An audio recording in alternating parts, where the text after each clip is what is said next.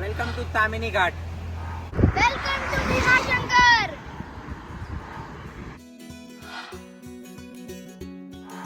Welcome to Konkan series.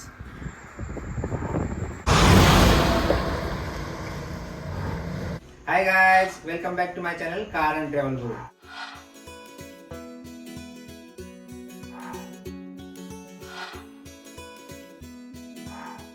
तो आप लोगों का स्वागत है मेरा कोकन फैमिली रोड ट्रिप पे। कल रात में हम लोगों का भीमाशंकर में एमटीडीसी का रिसोर्ट है, उसमें स्टे था। उसके बाद आज हम लोग कोकन में एंटर करने वाले हैं, जो मानगांव करके रायगढ़ डिस्ट्रिक्ट में एक प्लेस है। बहुत सुंदर शहर है। मेन एंजॉय करना है रास्ता, आपको बहुत खूबसूरत और ग्रीन टी भरा रास्ता रहने वाला है। चलो तो फिर चलते हैं सफर पे। कल रात का स्टे हमारा एमटीडीसी रिसोर्ट भीमाशंकर में था। इसका बुकिंग प्रोसीजर और बेस्ट ऑफ़र के लिए अगर आपको कुछ जानकारी चाहिए होगी तो please DM me on FB and Instagram। मैं आपको बेस्ट ऑफ़र प्रोवाइड करने की कोशिश करूँगा।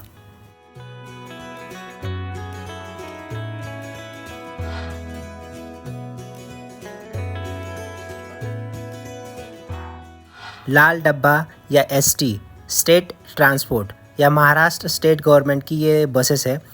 मेरे जैसे बहुत सारे लोगों ने इस बसेस से ट्रैवल किया हुआ है। बहुत सारी स्कूल की कॉलेज की यादें इस बसेस से जुड़ी हुई है। बस इन बसेस को देखता हूँ तो बहुत सारी यादें याद आती है। आपको भी कुछ यादें बनी होगी इस बसेस के साथ में। अगर आपको कुछ शेयर करना होगा तो प्लीज़ कमेंट बॉक्स में लिख के आप मुझे बता सकते हो कि क्या यादें आपकी बनी थी इस लाल डब्बे के साथ में। भीमाशंकर फेमस है शिव जी के टेम्पल के लिए। ये इंडिया में जो 12 ज्योतिर्लिंग है उसमें से एक ज्योतिर्लिंग यहाँ पे है, इसीलिए अब ज़्यादा फेमस है।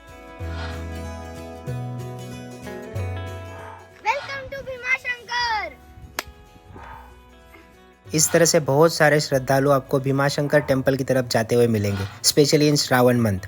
भीमाशंकर सी लेवल से 1051 मीटर हाइट पे है और ये लगभग पुणे से 120 किलोमीटर की दूरी पे है।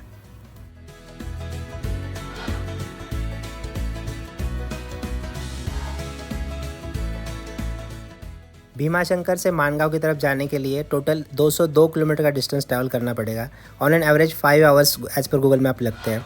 2 रास्ते हैं, एक है तलेगांव लोनावला होते हुए आप भीमाशंकर की तरफ जाओगे, और जो दूसरा रास्ता है जो हम लोगों ने सिलेक्ट किया हुआ है वो रास्ता पहले भीमाशंकर से मंचर बाईपास की तरफ जाएगा। यहाँ से भीमाशंकर से लगभग 50 किलोमीटर की दूरी पे नेशनल हाईवे 60 आता है, जहाँ पे मंचर बाईपास है। उसके बाद राजगुरु नगर होते हुए चाकन, उसके बाद पिंपरी चिंचवड़ को बाईपास करते हुए हम लोग पिरंगुट पोर्ट रोड पे जाएंगे। उसके बाद मुलसी, तामिनी घाट, निज़ामपुर और लास्ट में हमारा फाइनल डेस्टिनेशन मानगांव की तरफ पहुँच जाएंगे। भीमाशंकर से लेके मंचर बाईपास तक हम लोग ट्रैवल करेंगे स्टेट हाईवे 112 पे। ये लगभग 51 किलोमीटर का डिस्टेंस है और बीच में छोटे छोटे गांव आएंगे। बहुत ही खूबसूरत और पुराने स्टाइल के घर है। बस देखते रहने का मन कर रहा था, बस फ़ोटो खींचते रहने का मन कर रहा था। घोड़ेगांव, सिनोली और तलेघर, ये छोटे छोटे इस तरह से बहुत सारे गाँव क्रॉस करके हम लोग पहुँच जाएंगे मंचर बाईपास।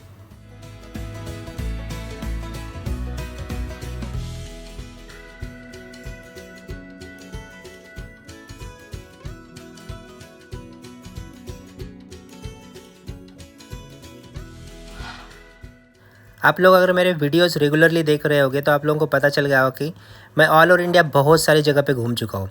पर महाराष्ट्र के रोड की एक खासियत है, यहाँ पे बहुत बड़े बड़े पेड़ रोड पे रहते हैं जो कि पूरा रोड कवर कर लेते हैं और इतना खूबसूरत लगता है जब बारिशों के दिनों में, जब ये सारे पत्ते हरे हरे रहते हैं। चलो तो हम लोग मंचर बाईपास पहुँच चुके हैं। यहाँ से लेते हैं राइट टर्न और फिर जुड़ते हैं नेशनल हाईवे 60 पे।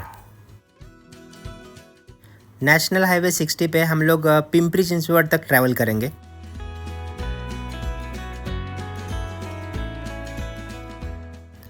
इसी चीज़ की बात कर रहा था मैं, जब पेड़ पूरा रोड कवर कर लेते हैं तो बहुत खूबसूरत लगता है। नेम इज़ सासरवाड़ी, हिंदी जनता के लिए मैं ट्रांसलेट कर लेता हूँ, ससुराल। हम लोगों ने यहाँ पे खाना खाया, नॉनवेज थाली खाई थी, बहुत टेस्टी थी।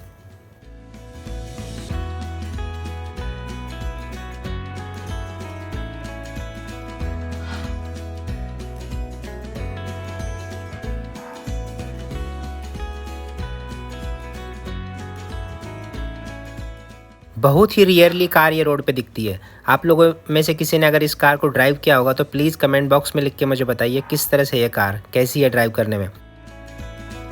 पुणे को बाईपास करने में लगभग 2 घंटे लग गए। स्पेशली हिंजवड़ी का एरिया क्रॉस करने में सबसे ज़्यादा टाइम लगता है। आउटर रिंग रोड नहीं बनेगा तब तक यही हाल होने वाले हैं। देखिए रोड की कंडीशन, कितने खूबसूरत ये रोड है। दोनों तरफ से पेड़ ने जब रोड कवर किया है तो कितना शानदार लग रहा है, green green and only green.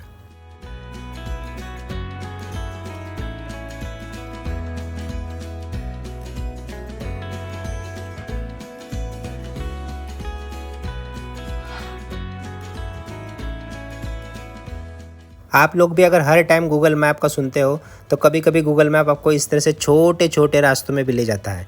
जब तक वो मेन रोड तक नहीं पहुंचता तब तक बस दिल में धक धक धक धक धक धक लगी रहती है। चलो हम लोग फाइनली नेशनल हाईवे 753 ऐप पे पहुंच चुके हैं। ये रास्ता हमें मानगांव तक ले जाएगा।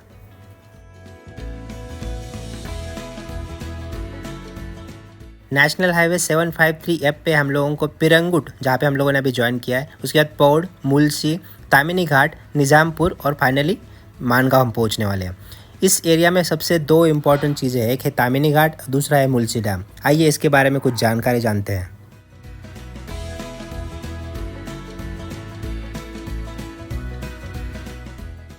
Mulsi Dam is the name of the major dam on the Mula River in India. It is situated in Mulsi Taluka of Pune. Water from dam is used for irrigation as well as for the generating electricity at the Bira Hydroelectric Power Plant by Tata Power. मैं आप लोगों को दोस्तों एक बात बताना चाहता हूँ। ये जो तामिनी घाट है जो पुणे को कोकण की तरफ कनेक्ट करता है, Tamhini Ghat did not exist earlier as the whole area is under the Tata Power. Considering the requirement of additional route to take the traffic in Konkan from Pune and Lonavala, the route was proposed. ये तामिनी घाट का पूरा एरिया अभी भी टाटा पावर के under ही है। चलो back to the Mulshi dam. Mulshi dam के बारे में मैं एक और चीज़ बताना चाहता हूँ। 1920 और 21 में जब ये कंस्ट्रक्शन चल रहा था डैम का और पावर स्टेशन था, तो ये पांडुरंग महादेव बापट करके एक इंसान थे, उन्होंने यहाँ पे सत्याग्रह किया था, जो कि फार्मर की खेती यहाँ पे जा रही थी इस डैम में कंस्ट्रक्शन में, तो उन लोगों ने इसके अगेंस्ट सत्याग्रह किया था। इसीलिए पांडुरंग महादेव बापट जी को सेनापति, कमांडर भी बोला जाता है और इसी नाम से उनको जाना जाता है।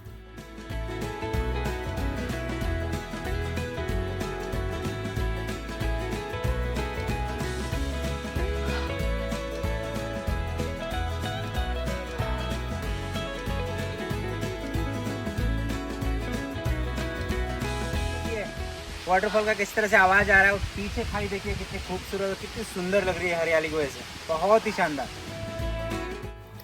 तामिनी घाट situated on the crest of Western Ghat mountain ranges. Tamini Ghat is noted for its surrounding comprising scenic waterfall, lakes and dense wood.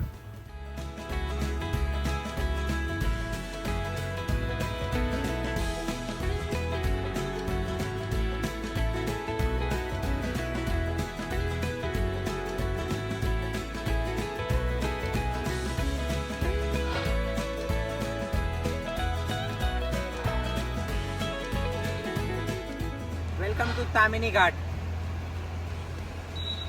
As I told you earlier, Tamhini घाट पहले हुआ नहीं करता था। ये टाटा पावर की प्राइवेट प्रॉपर्टी थी, पर जब पुणे का ट्रैफिक कोकण की तरफ कनेक्ट करने के लिए रोड की ज़रूरत पड़ी तब ये रोड का कंस्ट्रक्शन किया गया। तामिनी घाट road cuts the Sahyadri ranges to join Mulsi to Tamini and makes the route to Konkan from Pune. The ghat stretches almost 15 kilometers.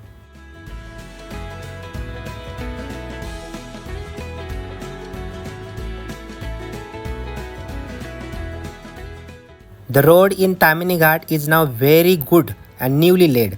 The entire stretch become a popular destination during monsoon season. During the rainy season, the place transforms into green bed with the many waterfalls and streams. ये देखने के लिए बहुत खूबसूरत लगता है, इसलिए monsoon के टाइम पे पुणे से बहुत सारा रश इस तरफ मुड़ता है। ट्रैफिक बहुत ज़्यादा लगता है, पर सबसे ज़्यादा वीकेंड का डेस्टिनेशन पुणेकरों का यही है, तामिनी घाट।